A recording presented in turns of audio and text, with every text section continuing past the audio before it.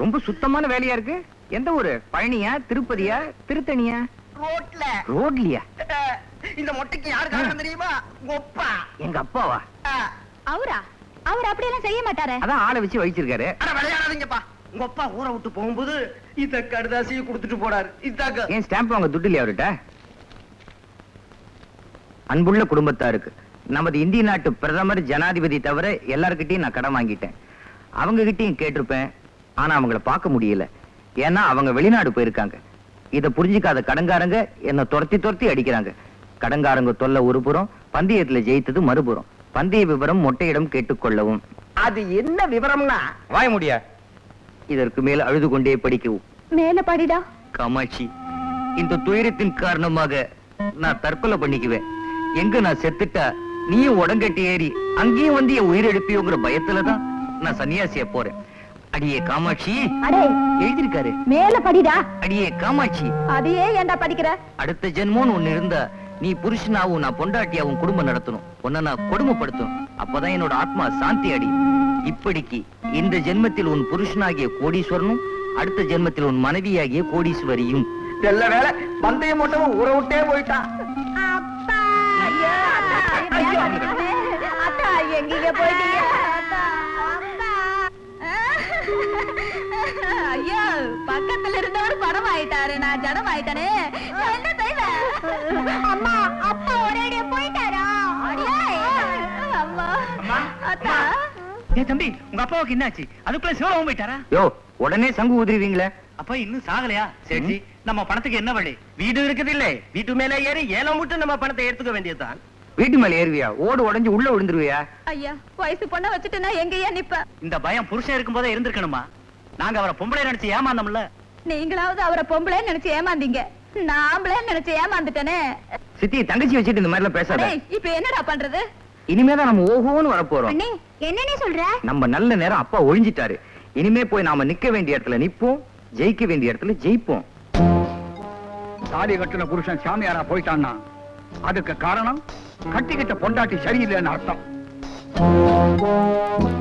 தோடு போயிருந்த புள்ள வீட்டுல சும்மா இருந்தா அப்ப ஏன் ஓடி போக மாட்டான்? அப்பன் ஓடி போயிட்டான்னு தெரிஞ்சா எந்த பய பொண்ணு கழுத்துல தாலிய கட்டுவான்?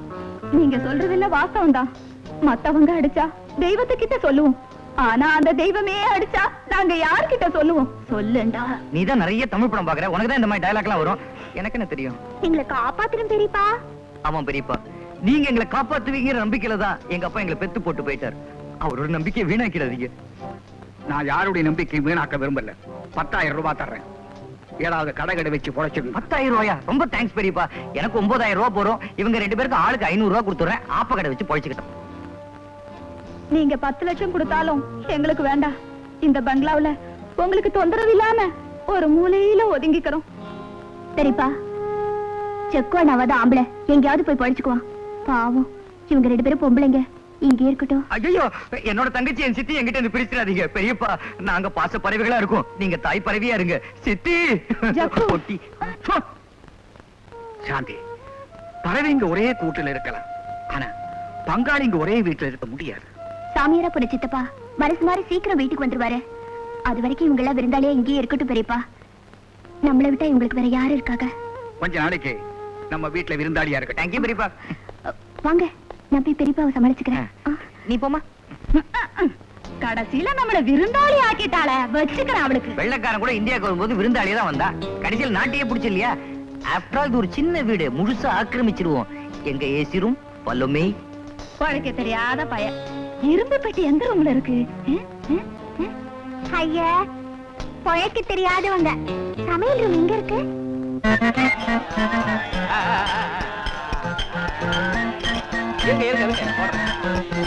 ஐயா, அம்மா, கண்ணில்லாத கபோதி தாயே, சார் ஏதாவது பிச்சை இருந்தா போடுங்க சார். போடத்தானே போறேன், பிச்சை இல்ல. உங்க பேட்டிய. பேட்டியா? யார் நீங்க? அணுகுண்டு பத்திரிகையோட நிருபர். அணுகுண்டுன்னு சொல்றீங்க, எலும்பு துண்டு மாதிரி வந்து நிக்கிறீங்களே. சரி, சீக்கிரம் பேட்டி எடுங்க. வெள்ளிக்கிழமை வசூல் ஆகிற நேரம், இருந்து தொல்லை பண்ணாதீங்க. ஆமா, பிச்சை எடுக்கிறீங்களே, கேவலமா இல்ல? கேவலமா? அரசியல்வாதி ஓட்டுக்காக பிச்சை எடுக்கிறாங்க, நீங்க என்கிட்ட பேட்டிக்காக பிச்சை எடுக்கிறீங்க. எல்லாம் ஒண்ணுதான்.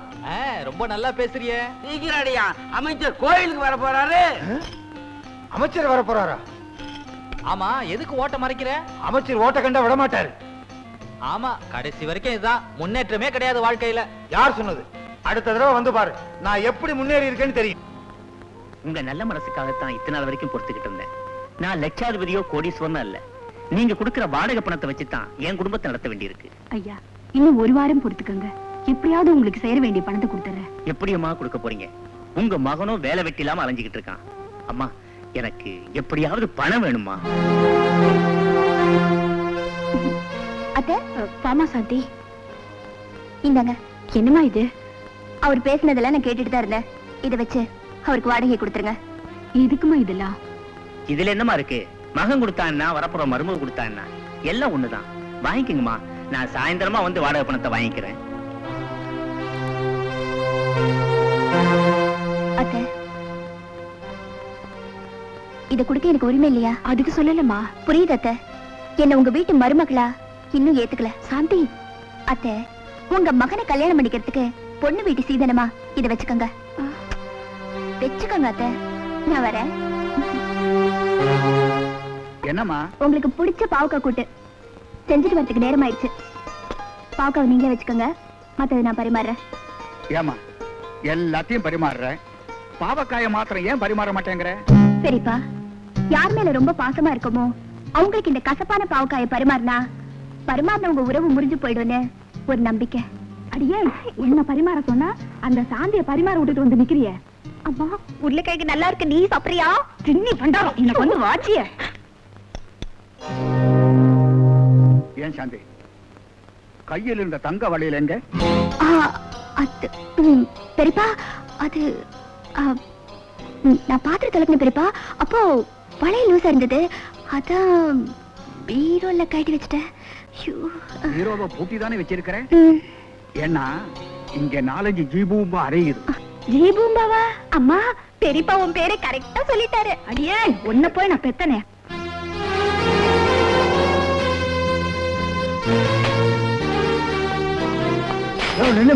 சக்கரவர்த்தியை பார்க்கணும். முதலாளி பேரை சொல்லுதா? கூப்பிடுறது தானே பேரே வச்சிருக்குது. நகரியா, நீ என்ன கூப்பிடுறது? நானே பாத்துக்கிறேன். யோ யோ யோ. அடடே, ஜீவா தம்பி, வாப்பா வா. என்னது கையில வளையல்? மதுரைக்கு வந்த கண்ணகி மாதிரி. அவளுக்கு இருந்த சக்தி எனக்கு இருந்திருந்தா இந்த வீட்டே எரிச்சிருப்பேன். அப்படி என்னப்பா அவ்வளவு கோவம்? கோபம் இல்ல, தன்மானம். பெரியவர் கொடுத்து அனுப்பிச்ச வளையல் அடகு வச்சு எங்க வைத்த கல்விக்கிற நிலைமையில நாங்க இல்ல. அத அந்த பெரிய மனுஷன் கிட்ட சொல்லிட்டு சாந்தி கொடுத்த வளையல் அவர் மூஞ்சியில விட்டு எறிஞ்சிட்டு போகத்தான் வந்திருக்கேன். தம்பி, உன் கோபமும் உணர்ச்சியும் உப்பில்லாம சோறு திங்கிற அந்த பெரியவருக்கு எங்க தெரிய போகுது? அந்த வளையல என்கிட்ட கூட நல்லா நறுக்குன்னு 4 கேள்வி கேட்டு அந்த ஆள் முகத்திலேயே விட்டறியறேன். ஜீவா ரொம்ப ரோஷக்காரன். இந்த வளையலுக்கெல்லாம் வளைய மாட்டான்னு சொல்லுங்க. சாந்தி வர்றதுக்குள்ள 1க்கு 2 சிகரெட்டா பத்த வச்சிட வேண்டியதுதான்.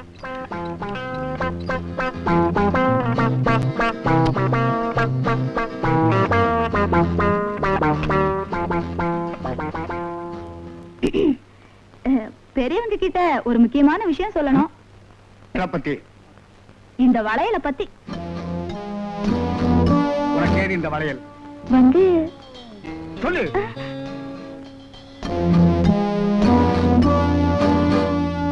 சாந்தி,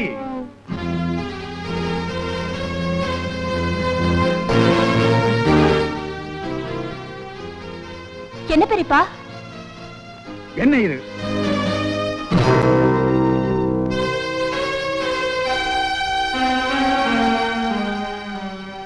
என்ன மன்னிச்சிருங்க பெரியப்பா.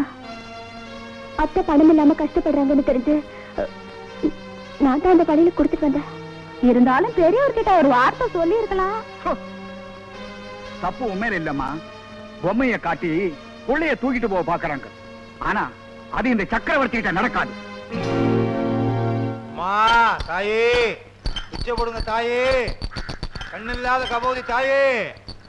என்னையா அது? குரல் மட்டும் கேக்குது, வாய செய்யல. ஐயா, அம்மா, கண்ணில்லாத கபோதி தாயே, பிச்சை போட்டீங்கன்னா நீங்க ரொம்ப நல்லா இருப்பீங்க தாயே. ஏயா, வாய திறந்து பிச்சை கேட்க கூடாதா? இதுக்கு ஒரு பின்னணியா? வாயை திறந்தா வலிக்குது ஐயா, அதனாலதான் டேப் ரெக்கார்ட்ல பிச்சை எடுக்கிறோம். எப்படி நம்ம முன்னேற்றம்? ஆஹா பிரமாதம். சாப்பாடு இப்பெல்லாம் வீடு வீடா போய் பிச்சை எடுக்கிறது இல்ல, ஹோட்டல் சாப்பாடு தான். டேய், சிக்கன் 65, 75, 85 எல்லாம் கொண்டு வந்திருக்கியா? நிருபர 95ல வந்து பாருங்க, நம்ம முன்னேற்றம் இன்னும் டாப்பா இருக்கும். பத்மநாபா, என் தங்கச்சி மேலே நான் எவ்வளவு பாசம் வச்சிருந்தேன்னு உனக்கே நல்லா தெரியும். அவ கல்யாணத்துக்காக நான் என்னென்ன ஏற்பாடுகள் எல்லாம் பண்ணினேன், எவ்வளவு பணம் செலவழிச்சேன். ஆனா அவ கல்யாணத்தன்னைக்கு எவன் கூடவோ ஓடி போயிட்டான். எதுக்குமே தலைவணங்காதனா அந்த அவமானம் தாங்காம கூட விட்டு ஓடி வந்துட்டேன். வாழ்க்கையில எல்லாத்தையும் இழந்துட்ட எனக்கு இப்ப இருக்கிற ஒரே சாந்தி நம்ம சாந்தி தான். அவளையும் காதலுக்கு பலியாக்கி அடுப்புல நெருப்போடு நெருப்பா பொசுக்க நான் விரும்பல. சரி, ஓ இஷ்டப்படியே சாந்திக்கு ஒரு நல்ல இடத்துல மாப்பிளை பார்த்து கல்யாணத்தை முடிச்சிடுவோம். முடிச்சிடுவோம் இல்ல, முடிக்கிறோம்.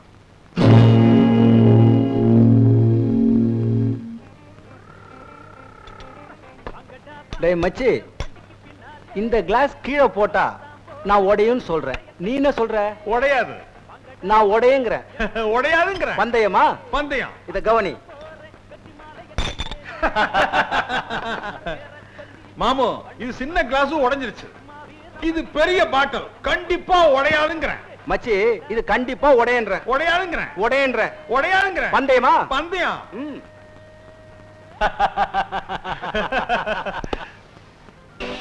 பங்கு, இப்ப நான் இவங்களை அடிப்பேன்ற. நீங்க அடிக்க மாட்டீங்கன்னு சொல்றேன். இல்ல, நான் அடிப்பேன்ற. இல்ல அடிக்க மாட்டீங்கன்னு சொல்றேன். பந்தயமா?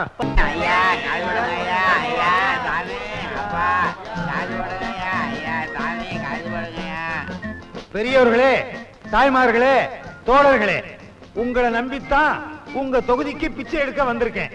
என்ன காப்பாத்துங்க. சீக்கிரம் சாயந்தரம் 6 மணிக்குள்ள பிச்சை போடுங்க.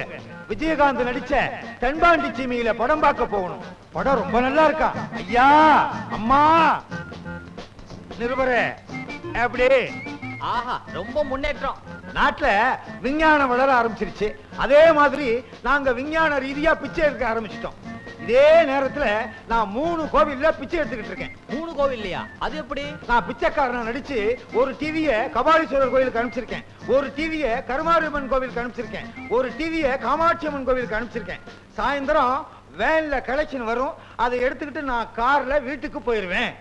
ஆஹா, தொழில நவீனப்படுத்திட்டீங்க சார். பசுமை புரட்சி மாதிரி பிச்சைக்கார புரட்சி.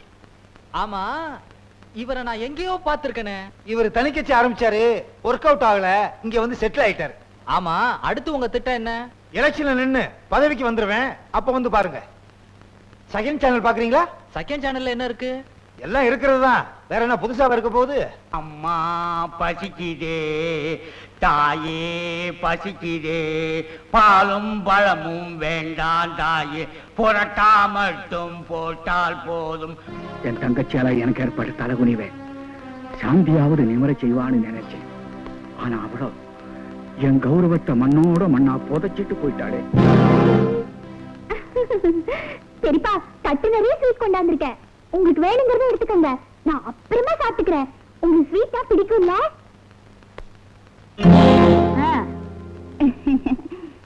நம்ம குடும்பத்துல வெக்கம், மானம், சூடு, சொரணை எதுவும் இல்லன்னு ஊருக்குள்ள பேசிக்கிறாங்க. அதுக்காகத்தான் மோர்ல உப்பு, உரப்பு எல்லாத்தையும் போட்டு கொண்டு வந்திருக்கேன். உங்களுக்கு பிடிக்கும்ல? புண்பட்ட இதயத்தை புகை விட்டு ஆத்தணும்னு வள்ளுவரே சொல்லியிருக்கார். உங்களுக்காக ட்ரிபிள் 5 சிகரெட் கொண்டு வந்திருக்கேன். புது பேக்கெட்.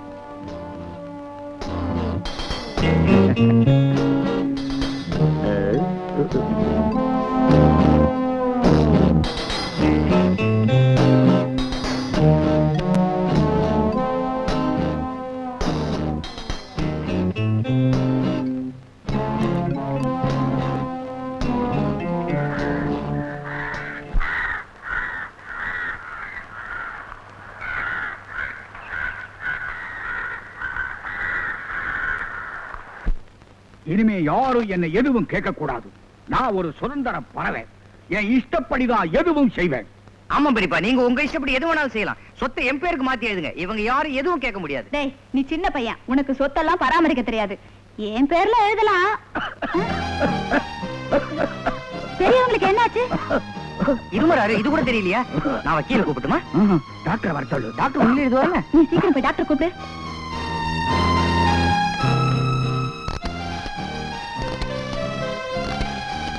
மறுபடியும் சிகரெட் ஆரம்பிச்சிட்ட மாதிரி தோணுது. உடம்பு நார்மலா தான் இருக்கு. எதுக்கு கவலைப்படுறீங்க? திடீர்னு நெஞ்சு வலிக்கிற மாதிரி இருக்கு.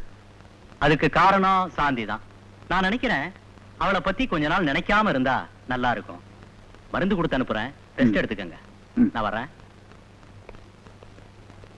பெரியவங்களுக்கு உடம்பு எப்படி இருக்கு டாக்டர்? பெரியவரு டாக்டர் கண்ணாடியை கைட்டிட்டார். இனிமே பெரியப்பா பிழைக்க மாட்டார், செத்துரு. இல்லப்பா, கண்ணுல கொஞ்சம் தூசி. டாக்டர், எங்ககிட்ட எதையும் மறைக்காதீங்க. எங்களுக்கு ரொம்ப ஸ்ட்ராங்கான இதயம். உறவுக்காரங்களுக்கு எல்லாம் தந்தி கொடுத்துட்டுமா? அடே, நமக்கு சொந்தக்காரங்க நிறைய பேரு. சொல்லி அனுப்பி மாளாது. தினத்தந்தியில முழு பக்க விளம்பரம் கொடுக்கணும். தினத்தந்தில முழு பக்க விளம்பரமா? ஏன் பாடல் பதிவுடன் ஷூட்டிங் ஆனமன் கொடுக்க போறியா? சும்மா இரு. டாக்டர், உறவுக்காரங்களுக்கு எல்லாம் கொஞ்சம் பொறுப்பா. உங்க பெரியப்பா ரொம்ப ஸ்ட்ராங்கா இருக்காரு. இந்த வருஷம் கல்யாணம் பண்ணா அடுத்த வருஷம் புள்ள பிறக்கும். சாந்தி, வாடா கண்ணு, வா. உன் கல்யாணத்தை முன்ன நின்னு நடத்த வேண்டியவ நான் தான். என்ன பண்றது? அந்த பக்கம் போனா இந்த பக்கம் வராதேன்னு பெரியவர் சொல்லிட்டாரு. கடைசி காலத்துல நீயோ அவர் அம்போன்னு விட்டுட்டு போயிட்ட. நாங்களும் ஒண்ணு மாதிரி அவர் அம்போன்னு விட முடியுமா? பெரியப்பாவை நான் பாக்கணும். அக்கா, நீ மேல போய் பெரியவரை பாரு. அடியே சாந்திமா, நீ தாராளம் உங்க பெரியப்பாவை போய் பாருமா. இன்னைக்கு காலையில தான் அவருக்கு ரத்த கொதிப்பு ஜாஸ்தியா போயிடுச்சு. டாக்டர் செக் பண்ணிட்டு அவர் உடம்புல இதயம் ஒண்ணுதான் உருப்படியா வேலை செய்யுதுன்னு சொன்னாரு. இப்ப அவர் உன்னை பார்த்தாரு, அதுவும் பட்டுன்னு போயிடும். நீயோ புதுசா கல்யாணம் ஆனவோ, அப்புறம் அவர் சாவுக்கு நீதான் காரணம்னு ஊரலகம் பூரா பேசும். நீதான் புத்திசாலியாச்சே. பேசுறவங்க வாய் அடைக்கணும்னா நீ பேசாம போறதுதான் நல்லது.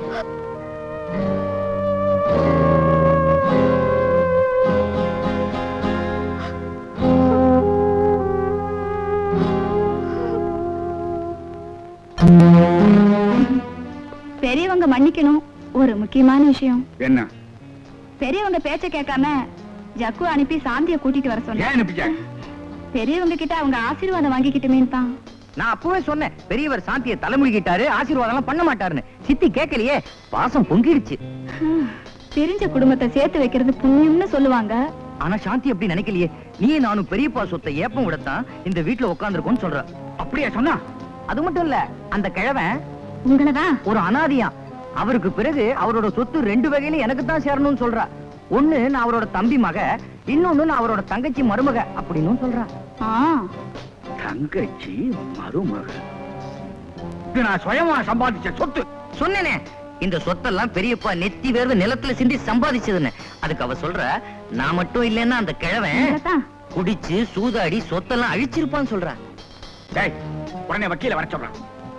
என் சொத்து பூராவும் என் தம்பி கோடீஸ்வரன் குடும்பத்துக்கு தான் சேரணும்னு உயிர் எழுதி வைக்க போறேன். கோடீஸ்வரன் குடும்பம்? கோடீஸ்வரன் குடும்பம் நான் தானே நினைப்ப. டேய், உங்க அப்பங்கிட்ட தலையை குனிஞ்சு தாலியை வாங்கிட்டவ நான் தான். தெரிஞ்சு நான் கூட தான் குனிறேன், தாலி கட்ட மாட்டேன்ட்டாரே. சும்மா இருடா. முதல்ல சொத்து நம்ம கைக்கு வரட்டும், அப்புறம் பாத்துக்கோ. கொன்னுடுவோமா? அடே, பேச்சுக்கு சொன்னேன். எல்லாமே உனக்கு அவசரம் தான். உன் அவசரம் தான் உன்னை இந்த நிலைமைக்கு ஆளாக்கிடுச்சு. உண்மையிலேயே நீ ஒரு அனாதை. இப்போ உனக்கு இருக்கிற ஒரே ஆதரவு உன் பணம் தான். அதே நீ சுத்தி இருக்கிற இந்த அலிபாபா கோஷ்டி கிட்ட இழந்துட்ட, நீ அவ்வளவுதான். முதல்ல நீ படுக்கையை விட்டு எந்திரி. ஊட்டி எஸ்டேட்டுக்கு என் கூட வா. அங்க போய் உயிரை யார் பேர்ல எழுதுறது, எப்படி எழுதுறதுன்னு நாம பேசி முடிவு பண்ணிக்குவோம். சித்தி, எனக்கு இவ்வளவு பெரிய அதிர்ஷ்டம் அடிக்கும் நான் நினைக்கவே இல்லை. என்னடா சொல்ற? பெரியப்பா தன்னோட சொத்தெல்லாம் என் பேர்ல தான் எழுதி வைக்க போறாரு. அதான் உள்ளுக்குள்ள பயங்கரமா டிஸ்கஸ் பண்ணிட்டு இருக்காங்க. ஆசையில மண்ணு விழா. இத பாருடா, அவருக்கு அடுத்தது இந்த வீட்டுல நான் தான் பெரியவா. அது மட்டும் இல்ல, ரொம்ப நாளாவே அவரு என்னத்தான் அடுத்த வாரிசுன்னு சொல்லிட்டு இருந்தாரு. ஆமா, அடுத்த வாரிசுன்னு சொல்றாங்க. ஏன் போக்கிரி ராஜா குரு சிஷ்யன்னு சொல்றது இல்லையா? நிறுத்துங்க. பெரியப்பா ஒரு நாள் அவர் படத்தை என்கிட்ட கொடுத்து, நீதாமா எனக்கு அப்புறம் இந்த குடும்பத்தை நடத்தணும்னு சத்தியம் வாங்கிட்டாரு. பயங்கரமா ரீல் விடுறீங்களே. பெரியவர் இன்னும் சாகவே இல்ல, அதுக்குள்ள சத்தியம் நான் தான் வாரிசுன்னு ஆரம்பிச்சிட்டீங்களா? சிவ சிவ சிவ சிவ சிவ சிவ. பெரியவர் மண்டை போட்டதுக்கு அப்புறம் இந்த வீட்டை நான் கோவில் ஆக்க போறேன். நான் நினைவு சின்னமாக்க போறேன். சரி, தூள் தூளா இடிச்சிட்டு பெரிய பங்களா கட்டி ஷூட்டிங்க்கு வாடகைக்கு விடுவேன். சொத்து உனக்கு வந்தா தானே? ஏன் வராது ஏன் வராது? அந்த ஆளுக்கு கொள்ளி வைக்க போறது இந்த கை, பால் ஊத்த போறது இந்த கை. கர்மம் பண்றவனுக்கு தான் சொத்து வந்து அந்த சேரணும். கருமத்தை நான் பண்ணிட்டு போறேன். கர்மம் கர்மம். பொம்பளைங்களை சுடுகாட்டுக்குள்ள விட மாட்டாங்க. அது ஏன்னு இப்பதான் புரியுது. என்னென்ன புரியுது? பொம்பளைங்களை சுடுகாட்டுக்குள்ள விட்டா செத்தவங்களோட நானும் சேர்ந்து உடங்கட்டை ஏறேன்னு ஊரை ரெண்டு படி திருவீங்க. அண்ணே நீ ரொம்ப அதிகமா பேசுற. அண்ணாவையே மிரட்ட ஆரம்பிச்சிட்டீங்களா? நீங்க தேர மாட்டீங்க. சித்தி ஏய் சித்தி ஒத்து. வராங்க வராங்க.